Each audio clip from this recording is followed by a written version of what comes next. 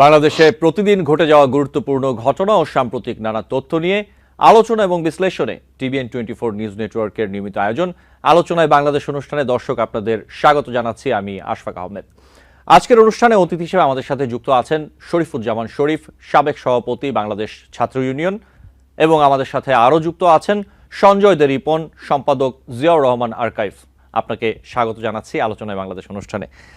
আপনাদের সাথে আলোচনা শুরু করার আগে কয়েকটি তথ্য আমি একটু দর্শকদের উদ্দেশ্যে তুলে ধরতে চাই খুব ছোট করে, এবং এই সংশ্লিষ্ট বিষয় নিয়েই আপনাদের সাথে আলোচনা করব আজকে। প্রথমে যে তথ্যটি তা হচ্ছে সংগঠনের নেতাকর্মীদের নামে মামলা প্রত্যাহার, নারী বিষয়ক সংস্কার কমিশন বাতিল সহ 4 দফা দাবিতে শনিবার ঢাকার সোহরাওয়ার্দী উদ্যানে মহাসমাবেশ করেছে হেফাজতে ইসলাম। এই মহাসমাবেশ থেকে নতুন 2টি কর্মসূচি ঘোষণা করেছে তারা। নারীর ন্যায্য অধিকার প্রতিষ্ঠার দাবিতে 3 মাসের মধ্যে বিভাগীয় সম্মেলন এবং আগামী 23 মে বাদ জুমা 4 দফা আদায়ে বিক্ষোভ মিছিল করবে কওমি মাদ্রাসা ভিত্তিক সংগঠনটি। মহাসমাবেশে হেফাজতের আমির মুহিবুল্লাহ বাবুনগরীর পক্ষে লিখিত বক্তব্য পাঠ করা হয়। হেফাজতের আমির বলেন, দেশে ইসলাম বিরোধী গোষ্ঠী আবারও মাথাচাড়া দিয়ে উঠেছে। সম্প্রতি নারী বিষয়ক সংস্কার কমিশন কোরআন বিরোধী প্রতিবেদন দাখিল করেছে। সাম্রাজ্যবাদের ফান্ডখোর কুখ্যাত নারীবাদীরা এদেশের সামাজিক ও ধর্মীয় মূল্যবোধ, বিধিবিধান, ঐতিহ্য ও পরিবার কাঠামো ধ্বংস করার পাশ্চাত্য পরিকল্পনা বাস্তবায়নে মাঠে নেমেছে। অন্তর্বর্তী সরকারকে আমরা হুঁশিয়ার করে বলতে চাই, এনজিওবাদী গোষ্ঠীর প্ররোচনায় এমন কোনো হঠকারী সিদ্ধান্ত নেবেন না যা কুরআন সুন্নাহর বিরুদ্ধে যায়। এক্ষেত্রে আমরা কোনো ছাড় দেব না। এবং একই সমাবেশে আমার দেশের যে সম্পাদক মাহমুদুর রহমান, তিনি বলেছেন, হেফাজত ইসলাম নারীবাদ নিয়ে প্রশ্ন তুলেছে। আমি এখানে ডক্টর ইউনূস সরকারের প্রতি প্রশ্ন করতে চাই, আপনারা কেন অপ্রয়োজনীয় ইস্যু তৈরি করছেন? আমি বলতে চাই, নারী কমিশন তৈরির জন্য জুলাই বিপ্লবে কেউ জীবন দেয় নাই, তারা জীবন দিয়েছিল এদেশ থেকে ফ্যাসিবাদ মুক্ত করার জন্য। কাজেই আপনারা সরকারে বসেছেন যাতে করে বাংলাদেশে আর ফ্যাসিবাদ ফিরে আসতে না পারে, বাংলাদেশ থেকে ভারতের আগ্রাসন মুক্ত করা যায়।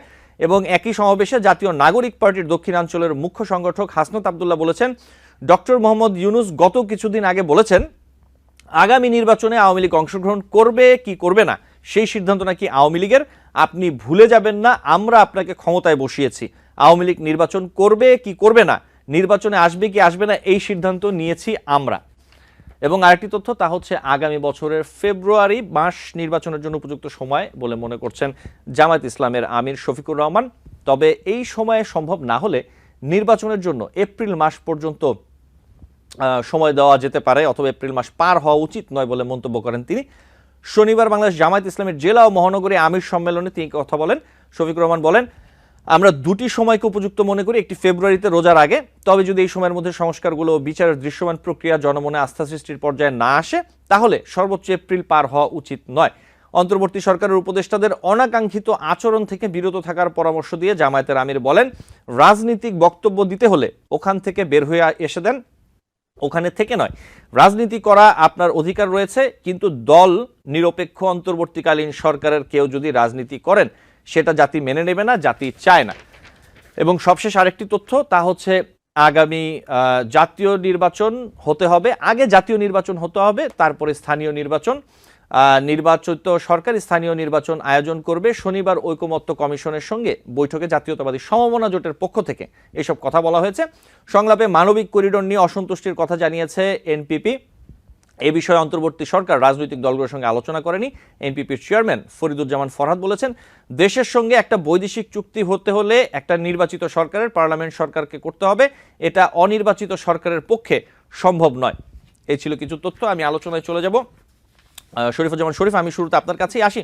হেফাজতে ইসলামের আজকের যে মহাসমাবেশ ছিল, আপনি নিশ্চয়ই বিষয়টি দেখেছেন, সেখানে নারী বিষয়ক সংস্কার কমিশন বাতিলের দাবি তারা আরও বেশ কিছুদিন আগের থেকেই দাবি করে আসছেন এবং আজকে এই দাবি করেছেন। এর সাথে আরও কিছু দাবি রয়েছে, সাথে একটু যোগ করে দিই, সেটা হচ্ছে সাংবাদিক মাহমুদুর রহমান বলেছেন, নারী কমিশন তৈরির জন্য জুলাই বিপ্লবে কেউ জীবন দেয়নি। কি বলবেন এই ব্যাপারে শরীফুজ্জামান শরীফ?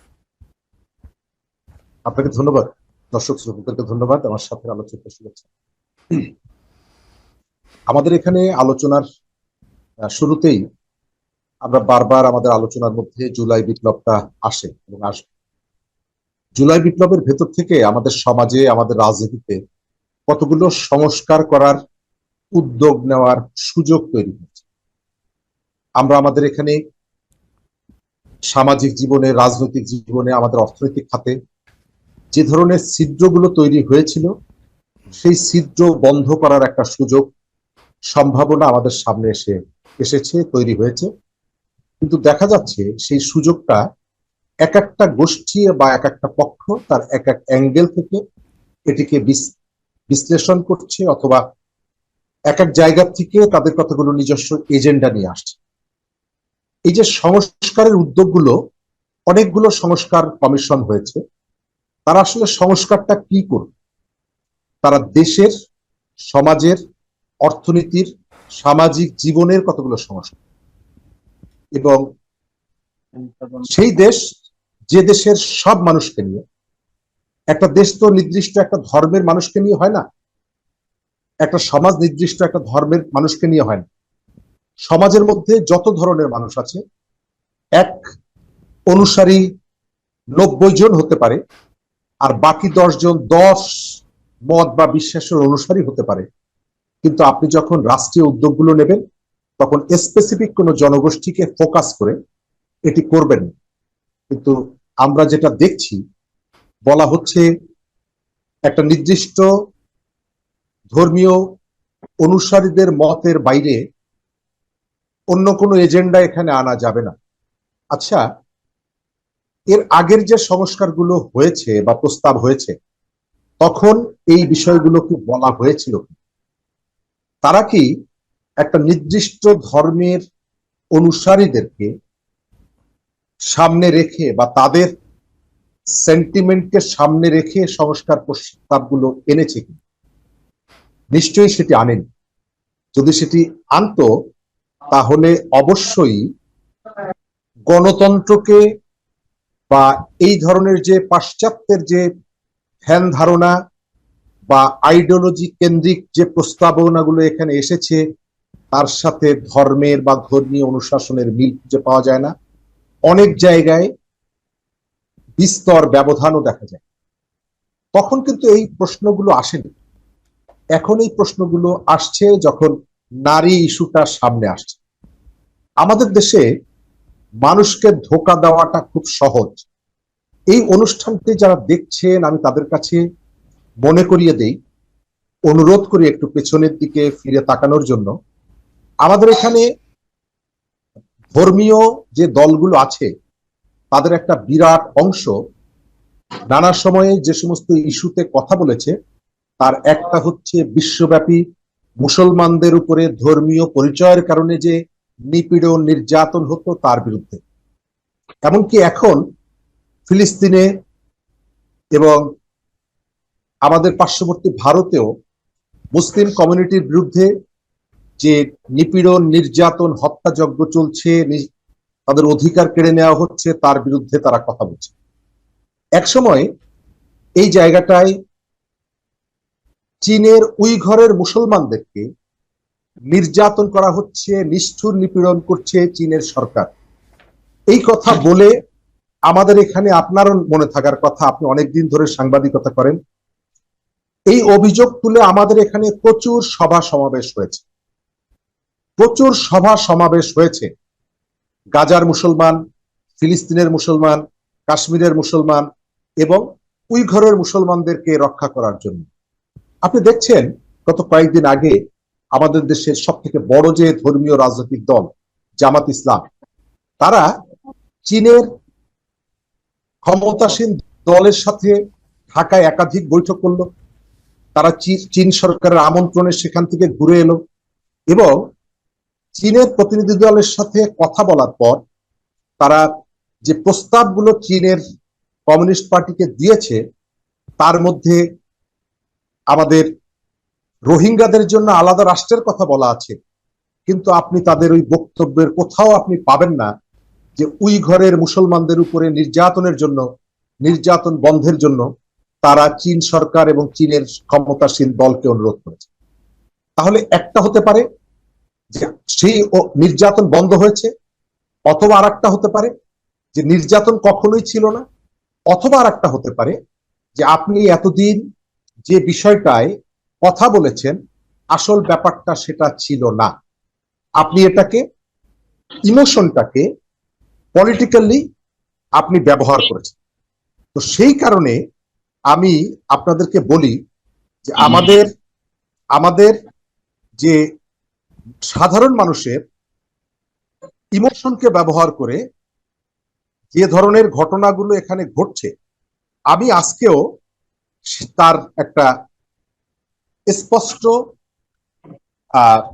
রিফ্লেকশন দেখতে পাচ্ছি। যে শিক্ষার্থীরা জুলাই গণ অভ্যুত্থানে গ্রেপ্তার হওয়ার পর, এই যে আমাদের নাহিদ ইসলাম সহ গ্রেপ্তার হওয়ার পর তাদেরকে ডিবি অফিস থেকে ছাড়িয়ে আনার জন্য তাদের যে শিক্ষকরা ডিবি অফিসে গিয়েছিলেন, তাদের অনেকেই এই কমিশনের সদস্য ছিলেন। কিন্তু এখন বলা হচ্ছে যে তারা জুলাই অভ্যুত্থানে কোনো ভূমিকা রাখেননি। এবং কারা বলছে? যারা বলছেন গত 15 বছর নির্যাতন ভোগ করেছেন, একটা দুটো মামলার পর দেশ থেকে চলে গেছেন, জুলাইয়ের পরে 5ই আগস্টের পরে দেশে আসছেন, তারাই এখন সার্টিফিকেট দিচ্ছেন জুলাই অভ্যুত্থানটা কেন হয়েছিল, জুলাই অভ্যুত্থানের এইখানকার নেতৃত্বে কারা ছিল, ওনারাই বলে দিচ্ছেন যে এরা জুলাই অভ্যুত্থানে ছিল, এরা এই কথাগুলো বলতে পারবে, অন্য কেউ বলতে পারবে।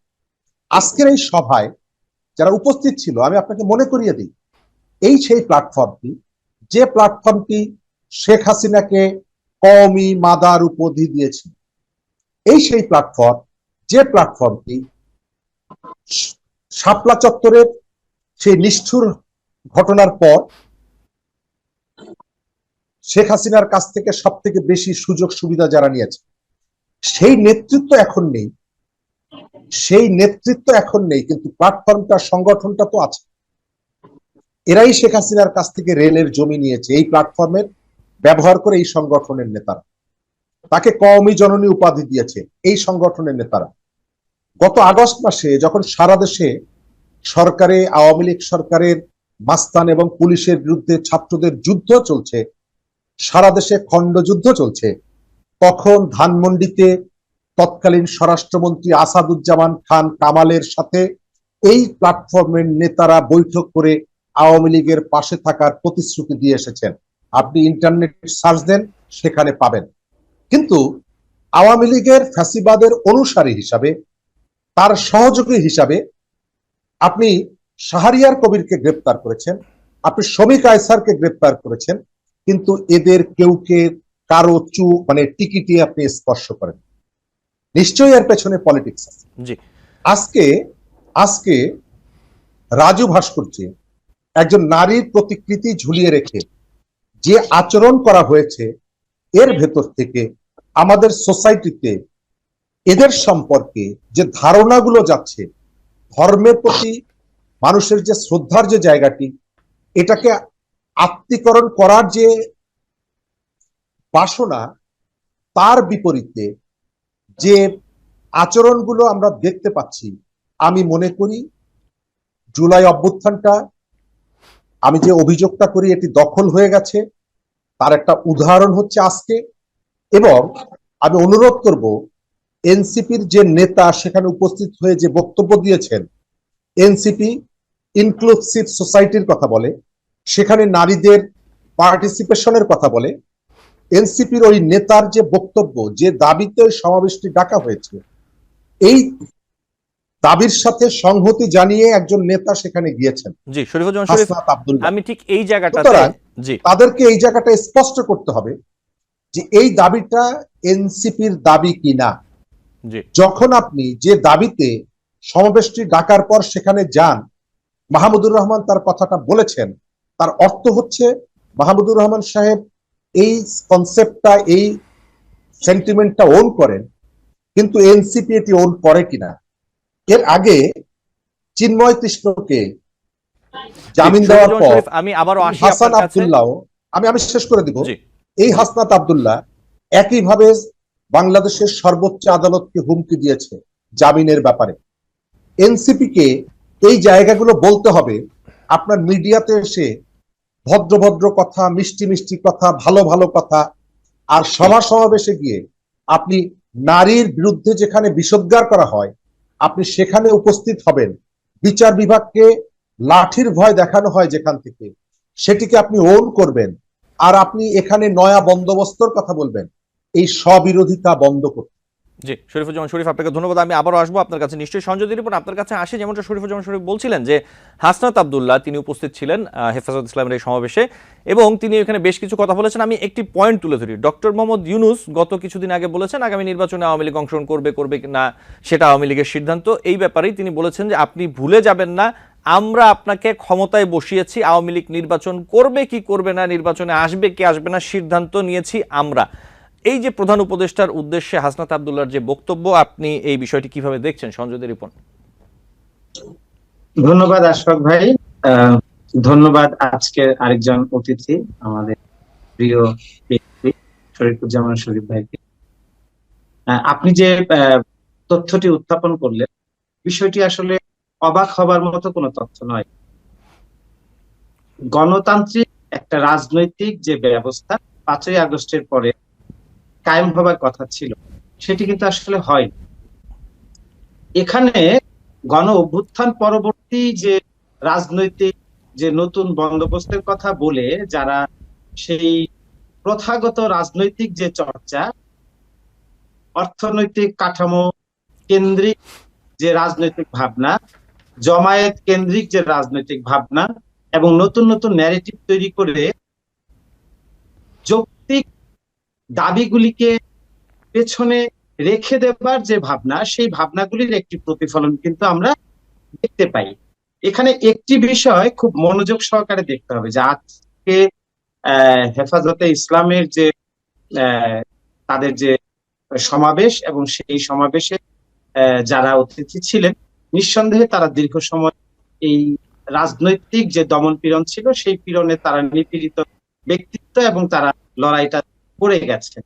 কিন্তু এখানে বিষয়টি ভাবতে হবে যে ক্রিটিক্যাল ইভ্যালুয়েশন অফ বিলিফ, মানে গণতান্ত্রিক রাজনৈতিক চিন্তায় যে কোনো বিশ্বাসকে ক্রিটিক্যালি ইভ্যালুয়েশন করতে হয়। অর্থাৎ এই ক্রিটিক্যালি যখন আপনি ইভ্যালুয়েট করতে যাবেন, তখন একটি রাজনৈতিক চিন্তাকে আরেকটি ন্যারেটিভ দ্বারা মৌলিক চিন্তা থেকে অনেক সময় সাধারণ মানুষকে বা সাধারণ চিন্তাকে দূরে রাখা, অথবা একটা যৌক্তিক দাবিকে আরেকটা অযৌক্তিক দাবি দিয়ে সোসাইটিকে এক ধরনের ম্যানিপুলেট করা, রাজনীতিতে নতুন নতুন বয়ান জারি রাখা, এবং যে বয়ানগুলি জারি রাখার মধ্য দিয়ে আসলে সৎ বা মৌলিক যে উদ্দেশ্যটি থাকে, সেই উদ্দেশ্যটি তারা তাদের মতো করে সফল করে নেয়। আজকের যে বয়ান এই বাংলাদেশে, এই গণ অভ্যুত্থান পরবর্তী যে বাংলাদেশ, এই বাংলাদেশে যে বয়ান এসছে, এই বয়ানটি খুবই অযৌক্তিক আমার কাছে মনে হয়েছে। তার চেয়ে বেশি মনে হয়েছে যে এই বয়ানটি তারা দিতে পারেন। কারণ কি, এই বাংলাদেশটাকে কিন্তু তারা একা রিপ্রেজেন্ট করেন না। যেমন আমি সঞ্জয় রিপন, আমি কিন্তু এই বাংলাদেশের একজন স্টেক হোল্ডার। এই দীর্ঘ 16 বছরের যে নিপীড়ন, সেটা তো আমার উপর দিয়েও গেছে। আমি জেল খেটেছি, মামলা খেয়েছি। এই সমস্ত কিছু কেন? একটি জাতীয়তাবাদী চেতনা ধারণ করবার কারণেই একটা জাতিগত যে অধিকার, সাধারণ মানুষের যে অধিকার, সেই অধিকার প্রতিষ্ঠার যে লড়াই, সেই লড়াইয়ের অংশ হিসেবেই কিন্তু এই নিপীড়নের শিকার হতে হয়েছে।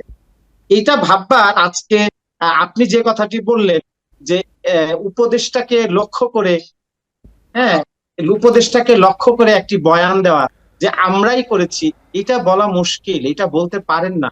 কারণ এই লড়াইয়ে বাংলাদেশের সকল স্তরে, সকল রাজনৈতিক সংগঠনে যারা ফ্যাসিবাদী শাসন চায় না, সবার অংশীদারিত্ব আছে।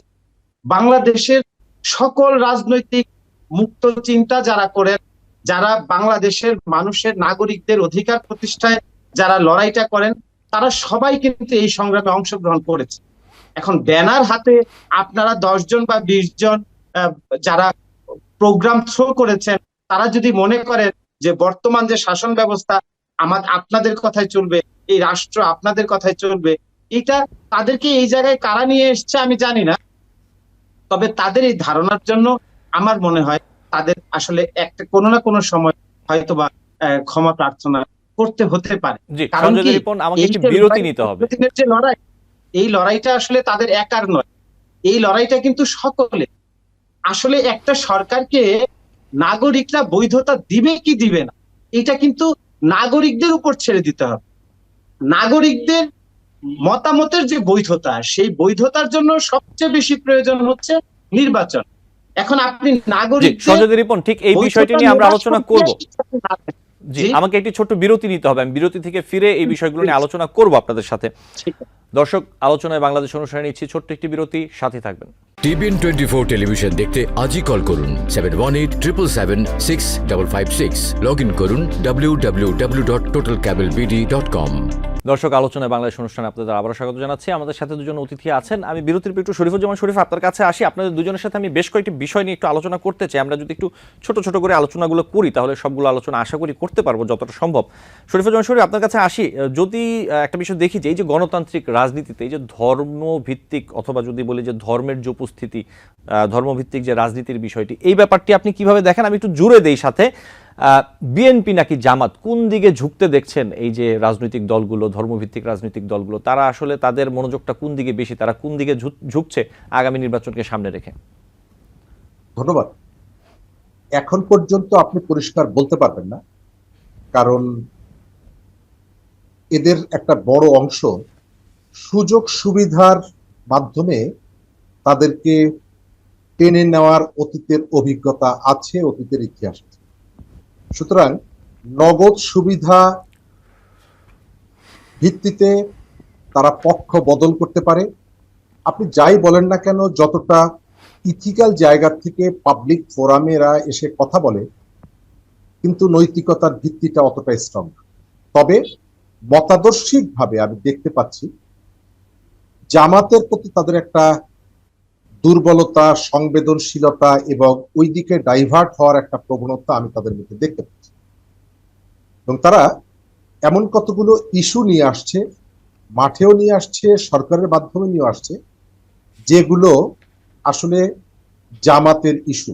আপনি দেখছেন গত কিছুদিন ধরে পাইকারি হারে মানুষের বিরুদ্ধে মামলা দেওয়া হচ্ছে। গত কয়েকদিন ধরে দেখছি যে যুদ্ধাপরাধীদের বিরুদ্ধে বিচারের আন্দোলনে যারা রাস্তায় ছিলেন এবং গত 15 বছর আওয়ামী লীগের দুঃশাসনের বিরুদ্ধেও কথা বলেছেন, তাদের অনেককেই এখন মামলার আসামি করা হচ্ছে। গতকালকে দেখলাম ছাত্র ইউনিয়নের সাবেক সভাপতি, সিপিবির নেতা, যে দুটো সংগঠন এই গণ অভ্যুত্থানে সক্রিয়ভাবে ছিল, লাকি আক্তার, তাকেও জুলাই অভ্যুত্থানে হত্যা মামলার আসামি করা হচ্ছে। এই ঘটনার ভেতর থেকে যে বিষয়টা পরিষ্কার হচ্ছে যে আপনি পুরনো প্রতিশোধের জায়গাটি, জুলাইকে সামনে রেখে প্রতিশোধটা নেওয়ার চেষ্টা করছেন। এবং মনে রাখা দরকার, মানুষ এই বিষয়গুলোতে ক্রমশই ক্ষুব্ধ হচ্ছে এবং এই কাজগুলো ডক্টর ইউনূসের সরকারের সময় হচ্ছে।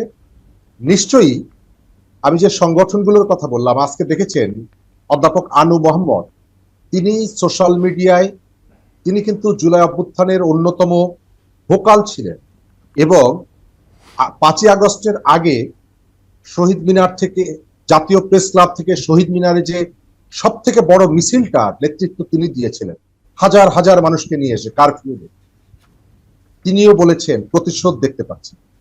আমি যেটা মনে করি, এই যে লাকি আক্তারের বিরুদ্ধে জুলাইয়ের হত্যা মামলায় তাকে আসামি করা এবং একজন একজন করে, মামুনুর রশিদ ফার্ম গেটে আমি এখনো দেখতে পাচ্ছি বৃষ্টির মধ্যে জুলাই অভ্যুত্থানের পক্ষে শিল্পীরা যখন নামেন, তিনি সেখানে ছিলেন, তাকেও আপনি জুলাই অভ্যুত্থানের হত্যা মামলার আসামি করছেন। অর্থাৎ একজন একজনকে আপনি ধরছেন, প্রত্যেককে আসামি করছেন। এবং এই ঘটনাটা সরকার চাইলে বন্ধ করতে পারে না, আমি এটি মনে করি না। সরকার এই যে প্রতিশোধের জায়গাটা, এবং আমি দেখতে পাচ্ছি জামাত ইসলাম তারা যেভাবে সরকারকে নিয়ন্ত্রণ করার চেষ্টা করছে, এবং কোথাও কোথাও মানুষ বিশ্বাস করে যে সরকারটি আছে, এই সরকারটি জামাতের সরকার, কারণ তাদের আইডিওলজি, তাদের যে পলিটিক্যাল এজেন্ডাগুলো, সমস্ত এজেন্ডাগুলো এই সরকারের কাঁধের উপর থেকে বাস্তবায়িত করছে। আপনি অল্পতে শেষ করতে বলেছেন, আমি এই জায়গাটাই শেষ করব। যারা আজকে সোহরাওয়ার্দী উদ্যানে জমায়েত হয়েছেন, এদের নেতৃত্ব এর আগে একাধিকবার বিক্রি হয়েছে সুযোগ সুবিধার কারণে। এবার জামাতের পক্ষে থাকবে নাকি বিএনপির পক্ষে থাকবে, তার থেকে বড় প্রশ্ন যেটি আলোচনা করার সুযোগটা এখানে নেই। আমি বাংলাদেশে অচিরে নির্বাচন হওয়ার কোনো সম্ভাবনা দেখি। জি, শরীফুজ্জামান শরীফ, এই বিষয় নিয়ে নিশ্চয়ই আমরা আলোচনা করব। সঞ্জয় দে রিপন, একই বিষয়ে আপনি বিষয়টি কিভাবে দেখছেন, যে প্রশ্নটি করলাম? আমি মানে একটু দ্বিমত পোষণ করছি শরীফ ভাইয়ের সাথে। আসলে আমি আশাবাদী যে বাংলাদেশে একটি ভালো নির্বাচন হবে, যে গণতন্ত্রের জন্য, অধিকার প্রাপ্তির জন্য বাংলাদেশের মানুষ জীবন দিয়েছে, ছাত্র শ্রমিক জনতা সকলে। সেই রক্তের দায় শোধ করা হয়তো সম্ভব না, কোনোদিনও সম্ভব না, কিন্তু একটি এক্সক্লুসিভ, একটি ভালো গ্রহণযোগ্য অবাধ একটি নির্বাচন বাংলাদেশের প্রয়োজন, এবং সেটা হবে। এবং এইখানে যে কথাটি আমি সেই সময় শেষ করতে পারিনি, যে বিশ্বাসের সমালোচনামূলক মূল্যায়ন, এখানে একটা জায়গায় আমাদেরকে আসতে হবে, যে বিশ্বাসের সমালোচনামূলক মূল্যায়ন নিয়ে যারা রাজনীতি করছে, এটা তারা তাদের মতো করবে, এটা তাদের একটা ধারণাগত ব্যাখ্যা। আজকের যে সমাবেশ, এটা তাদের একটা ধারণাগত ব্যাখ্যা, এবং এই ব্যাখ্যার মধ্য দিয়ে তারা তাদের যে রাজনৈতিক যে উদ্দেশ্য, সেটা হাসিলের তারা যে প্রাণান্ত যে চেষ্টা, সেটা কিন্তু তারা করবে। এবং শরীফ ভাইয়ের সাথে ওই বিষয়টাতে আমি একমত, যে এই অন্তর্বর্তীকালীন সরকারের আমরা যদি শতভাগ যদি প্রায়োগিক কোন ক্ষমতার যে ভর যদি আমরা মানে মূল্যায়ন করতে যাই, সেই ক্ষেত্রে কিন্তু আমরা দেখি যে জামাতে ইসলামের বা ছাত্র শিবিরের যে এজেন্ডাগুলি, সেই এজেন্ডার প্রতি কিন্তু তাদের খুব বেশি মনোযোগ, এবং তারা কিন্তু অনায়াসে বিভিন্ন চেয়ারে তাদের যে অনুসারী, তাদের কিন্তু সেই চেয়ারে বসানোর বা প্রতিশ্রুতি দেবার যে সামর্থ্য এবং সেটা বাস্তবায়ন করা, সেটা কিন্তু আমরা দীর্ঘদিন ধরে লক্ষ্য করছি। এবং যার কারণে এনসিপির সাথে এবং ওই রাজনৈতিক সংগঠনের সাথে কিন্তু এই ক্ষমতার দীর্ঘমেয়াদী করে টিকে থাকবার একটা প্রপাগান্ডা কিন্তু তারা জারি রেখেছে। কিন্তু সঞ্জয় দে রিপন, জি, এই জায়গায় একটু প্রশ্ন রাখি। আপনি যেটি বলছেন, জি, আপনি যেটি বলছেন, এই জায়গায় যদি আমরা যদি দেখি যে এনসিপি বলে প্রশাসন তো বিএনপির কথা চলছে, বিভিন্ন গুরুত্বপূর্ণ দায়িত্বে বিএনপির পছন্দের লোকজনকে বসানো হচ্ছে, তারা বলছে যে বিএনপি তো সবকিছু দেখভাল করছে। জি, বিষয়টি হচ্ছে কি, যে অনুষ্ঠানটি পরিচালনা করছেন আপনি, এখন আমি যদি বলি যে এই অনুষ্ঠানটি পরিচালনা করছে বিএনপি, এটা তো অবান্তর কথা। রাষ্ট্রযন্ত্র এবং এই অন্তর্বর্তীকালীন সরকারের উপদেষ্টা বৃন্দ, যাদের অনুমতিতে, যাদের পছন্দে, যাদের মতামতের ভিত্তিতে এই রাষ্ট্রটি পরিচালনা হচ্ছে, অন্তর্বর্তীকালীন সরকারে বিভিন্ন চেয়ারে যাদেরকে বসানো হয়েছে, যাদের মানে পরিচয়ের ভিত্তিতে, যাদের ইচ্ছার ভিত্তিতে, তারাই যদি এই প্রশ্নটি করেন, এখানে বলবার কিছু নেই। এখন বিষয়টি হচ্ছে যে বাংলাদেশে অধিকাংশ মানুষ, ধরেন আমি যদি 40% মানুষও ধরি যে বাংলাদেশ জাতীয়তাবাদী দল বিএনপির রাজনীতির সাথে যুক্ত, সেটা আপনি প্রশাসন থেকে শুরু করে সব জায়গায় পাবেন। এখন আপনি দীর্ঘদিন বৈষম্যের শিকার যারা হয়েছে, তাদের মধ্য থেকে যখন আপনি চয়েস করছেন যে অমুক প্রতিষ্ঠানের চেয়ারম্যান বানাবেন, অমুক প্রতিষ্ঠানের ডিজি তাকে দেবেন দায়িত্ব, কোনো না কোনো ভাবে যদি জাতীয়তাবাদী আদর্শের বা কোনো এক সময় ছাত্রদল করতে, এরকম হয়তো একজন দুইজন চলে আসতে পারে। কিন্তু তাদের এই যে বয়ানটি, এইটা হচ্ছে তারা যে নতুন রাজনৈতিক ভাবনা এবং এই ক্ষমতাকে দীর্ঘমেয়াদী করে রাখবার তাদের যে অপচেষ্টা, সেই অপচেষ্টার যে কূটকৌশলের যে কথাবার্তা, এই কথাবার্তাগুলি সেই ধরনের। এইখানে মানে ক্লারিফিকেশন, তাদের যে ধারণার ক্লারিফিকেশন, এটা দেবার প্রয়োজন নাই। কারণ বাংলাদেশে একজন রিকশাওয়ালাও বুঝছেন যে এই এনসিপি যারা একসময় বলতো যে আমার টিনের ঘর দিয়ে আমার পানি পড়ে, আমার বাবার রিটায়ারমেন্টের টাকা না পেলে আমাদের সংসারটাই হয়তো চলবে না, তাদের এখন বিএনপি ঢাকার গুরুত্বপূর্ণ স্থাপনাতে তাদের অফিস, হ্যাঁ, কোটি টাকা দামের যে গাড়ি, আগে যেভাবে আমরা শুনতাম যে বিভিন্ন মন্ত্রী এমপি পিএস এপিএস হলে হ্যাঁ তাদের অর্থনৈতিক ভাবে তাদের ভাগ্য খুলে যায়, আমরা তো সেই উদাহরণগুলি এই সময় দেখছি।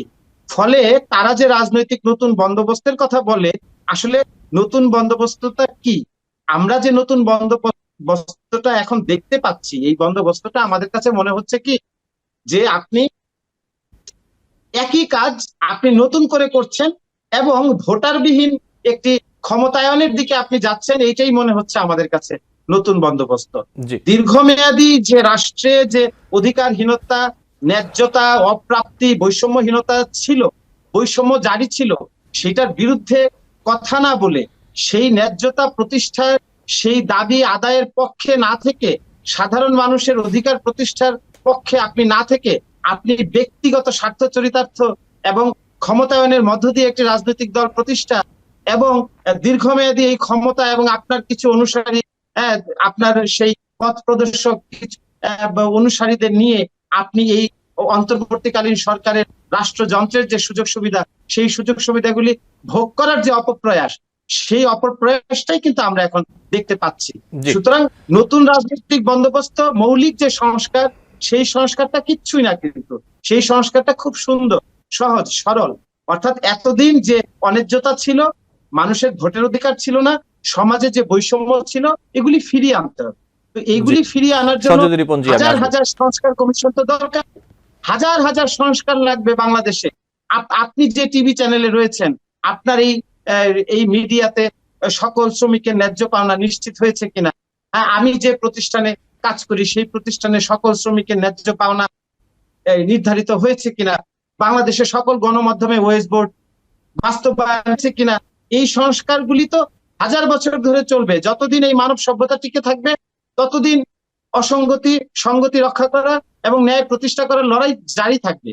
কিন্তু আমরা যে শাসন ব্যবস্থার যে স্খলন ঘটেছে, শাসন ব্যবস্থার মধ্যে যে একটা ধ্বংসযজ্ঞ পরিচালনা করা হয়েছে, আমরা সামন্ত যুগে কিন্তু দাস প্রথা এবং দাস প্রথা থেকে বের হয়ে এসে ইমানুয়েল কান্টের তত্ত্ব অনুযায়ী সেই আরব আটলান্টিক মহাসাগরের দুই পাশে একটি গণতান্ত্রিক রাষ্ট্র ব্যবস্থা এবং মানুষের অধিকার প্রতিষ্ঠার লড়াই এবং পরবর্তীতে হাইতিতে দাসদের একটি রাষ্ট্র প্রতিষ্ঠা হওয়া, এই সমস্ত কিছু কিন্তু হয়ে গেছে। তো এখন রাষ্ট্র সম্পর্কিত ধারণা, রাষ্ট্রের রাজনীতি, আপনি কোন বয়ান দিচ্ছেন এবং কেন দিচ্ছেন, এগুলি কিন্তু সাধারণ মানুষের কাছে পরিষ্কার। সুতরাং আগে পরিষ্কার করতে হবে যে সাধারণ মানুষ, বাংলাদেশের যারা নাগরিক রয়েছেন, তারা আপনাকে বৈধতা দিবে কি দিবে না। অর্থাৎ আপনি যে সরকার ব্যবস্থায় আছেন, বাংলাদেশের মানুষ যদি আপনাকে সেই বৈধতা না দেয় এই সরকারকে, তাহলে কিন্তু এই সরকার একটি বিপজ্জনক পরিস্থিতিতে মানে নিয়ে আসবে পুরো জাতিগোষ্ঠীকে।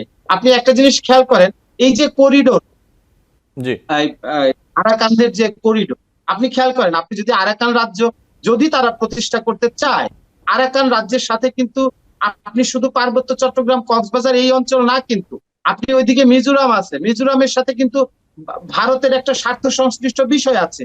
তাহলে আপনি একটা অন্তর্বর্তীকালীন সরকার, আপনি অনির্বাচিত সরকার, জনগণের রায় নাই, আপনি কেন এই ধরনের সিদ্ধান্ত নিবেন, যে সিদ্ধান্তের কারণে আমাদের আরেকটি পার্শ্ববর্তী রাষ্ট্র আমাদের বিরুদ্ধে যাবে এবং সেটা আদৌ বাংলাদেশের মানুষের স্বার্থ রক্ষা করবে কিনা, সেই বিষয়গুলি কিন্তু ভাবতে হবে। সুতরাং ক্ষমতার আস্ফালন দেখানো, আমার এখন হাতে ক্ষমতা আছে, আমি আপনাকে দুটি কথা বলে দিলাম, একটি অনৈতিক সিদ্ধান্ত নিয়ে নিলাম, একটা মানে ন্যায় বিচার, ন্যায় সঙ্গত বহির্ভূত কোন সিদ্ধান্ত আমি চাপিয়ে দিলাম, সেটা কিন্তু পলিটিক্যাল ম্যাচুরিটির পরিচয়টাকে ধারণ করেন। জি সঞ্জয় রিপন। সুতরাং রাজনৈতিক স্থিতিশীলতা ফিরিয়ে আনা, এইটা কিন্তু এই অন্তর্বর্তীকালীন সরকারের একটা বড় লক্ষ্য এবং এই লক্ষ্যটাকে সামনে রেখে কিন্তু তার রাজনৈতিক যে আলোচনা, সেটা চলতে থাকবে। জি আপনাকে একটি ধন্যবাদ। বিষয় আমি একটু বলে যাই, আজকে সরোয়ার্দী উদ্যানে যে সমাবেশ, এই সমাবেশ ঘিরে যে আলোচনাটা আমরা করছি, এইটা নিশ্চয়ই কোনো না কোনো লক্ষ্য নিয়ে, কোনো মদদে এটা করা হয়েছে। কারণ এই ধরনের সমালোচনামূলক যে মূল্যায়ন, এবং এটা একটা নির্দিষ্ট বিশ্বাসের উপর ভর করে। এখন বিশ্বাসের নানান ধরনের পার্থক্য রয়েছে, মতামতের পার্থক্য রয়েছে। সুতরাং একটি বিশ্বাসের সমালোচনা বা সেই বিশ্বাসকে প্রতিষ্ঠা করবার লক্ষ্য নিয়ে তারা একটি সমাবেশ করতে পারে, এটা একটা গণতান্ত্রিক কাঠামোতে সেটা তাদের এই রাইট আছে। কিন্তু আরেকজনের বিশ্বাস যেন আঘাত না করে, আরেকজনের বিশ্বাসকে যেন আপনি সমালোচনামূলক মূল্যায়ন করতে গিয়ে আপনি যেন তাদেরকে বিপদের মুখে ঠেলে না দেন, এই বিষয়টি কিন্তু রাষ্ট্রকে বিবেচনা করতে হবে। জি সুতরাং সঞ্জয় রিপন, আপনাকে ধন্যবাদ। যে জায়গাটায় আসতে হবে, জি যে বিশ্বাসের সমালোচনামূলক আলোচনা হবে, মূল্যায়ন হবে, কিন্তু রাষ্ট্রকে বিবেচনায় রাখতে হবে সকল বিশ্বাসের, সকল মতের যে সমালোচনামূলক মূল্যায়ন, সেই মূল্যায়নের ভিত্তিতে যেন রাষ্ট্র যেন সিদ্ধান্ত নেয় এবং কোন নির্দিষ্ট বিশ্বাসের মানুষকে যেন রাষ্ট্র প্রশ্রয় না দেয়। এটা কিন্তু একটা ভূখণ্ডের সঞ্জয় দে রিপন, আমাদের হাতে সময় একদম শেষের দিকে, সামগ্রিক বিকাশের জন্য বাধা তৈরি করবে। জি, অনেক ধন্যবাদ আপনাকে। আমাদের হাতে সময় একদম কম। আমি একটু শরীফুজ্জামান শরীফ শেষ একটা বিষয় নিয়ে আপনার কাছে আসতে চাই, 1.5 মিনিট সময় পাবেন, আমি ছোট্ট করে তুলে ধরি। নিবন্ধনের আবেদন 65টা দলের, কার্যকর কমিটি নেই কারো আবার কার্যালয় নেই, আবার সাইনবোর্ডও নাই। এই যে সিচুয়েশন, এই ধরনের নতুন রাজনৈতিক দল নির্বাচন আগে খুললে আসলে কি কি সুবিধা পাওয়া যায় একটু বলবেন শরীফুজ্জামান শরীফ, একদম ছোট করে? ধন্যবাদ। রাজনীতি তো একটা ব্যবসার জায়গায় চলে গেছে এবং জুলাই অভ্যুত্থানের পরে রাজনৈতিক দল খোলার একটা প্রবণতা আমরা দেখছি। যদিও গণতান্ত্রিক ব্যবস্থা এটি অপরাধ বা অন্যায় না, কিন্তু যেটাকে আপনি মাঠে নিয়ে আসছেন সেটা যদি অর্থবহ কোনো ঘটনা ঘটাতে না পারে তাহলে এগুলো হাস্যবস্তুতে পরিণত হয়। আমার ধারণা আগামী নির্বাচন কবে হবে, আমি আগে যেটা বললাম, এটি নিয়ে আমার মধ্যে সংশয় আছে, পলিটিশিয়ানরাও সংশয় প্রকাশ করছে। এবং আমি এই কথাটা, কিন্তু এটি কোনো তথ্য না, এটি হচ্ছে আমার মূল্যায়ন সবসময় যে একেবারে 100% মিলবে তা না। নতুন যে দলগুলো, তাদের মধ্যে যদি তারা জনগণের কথা বলে অবশ্যই জনগণ গ্রহণ করবে। তবে যেটা দেখা যাচ্ছে অনেকেই তার খায়েশ পূরণ করার চেষ্টা করছেন। আর এখানে সরকারের দুর্বলতা আছে, এই ধরনের কয়েকটা দল দেখতে পাচ্ছি যাদের প্রতি সরকারের উইকনেস আছে, দুর্বলতা আছে। তার একটা দল হচ্ছে এনসিপি, যাদেরকে সরকার নিজের উদ্যোগে গড়ে তোলার চেষ্টা করছেন। নিশ্চয়ই অন্য যে দলগুলো আছে তারা একসময় বৈষম্যের অভিযোগ তুলবে। আমরা বহু মত এই সমাজে থাকবে সেটি চাই, কিন্তু সেটি যেন হাস্যবস্তুতে পরিণত না হয়। এবং এই অনেক রকমের দল গঠন করার ভেতর থেকে নির্বাচনের সময় যে ধরনের একটা ব্যবসা করার সুযোগ তৈরি হয়, সেই সুযোগটা এবারও যাতে তৈরি না হয় এবং সেই সুযোগটা যাতে কাজে লাগানোর চেষ্টা না করে, নির্বাচন কমিশনকে সেই বিষয়টাই সতর্ক থাকা এবং খেয়াল। জি, শরীফুজ্জামান শরীফ, আপনাকে অনেক ধন্যবাদ। সঞ্জয় দে রিপন, আপনাকে আন্তরিকভাবে ধন্যবাদ জানাচ্ছি আজকে যুক্ত হওয়ার জন্য। আপনারা দুজনই ভালো থাকবেন। নিশ্চয়ই অন্য কোনো দিন আপনাদের সাথে আবারও কথা হবে, আমাদের দর্শক আপনাদের মূল্যবান মতামত শুনতে পাবেন। আমাদের সময় আজকে একদম শেষ, ভালো থাকবেন দর্শক। আলোচনায় বাংলাদেশ অনুষ্ঠানে আজ এই পর্যন্তই। পরবর্তী অনুষ্ঠান দেখার আমন্ত্রণ জানিয়ে বিদায় নিচ্ছি।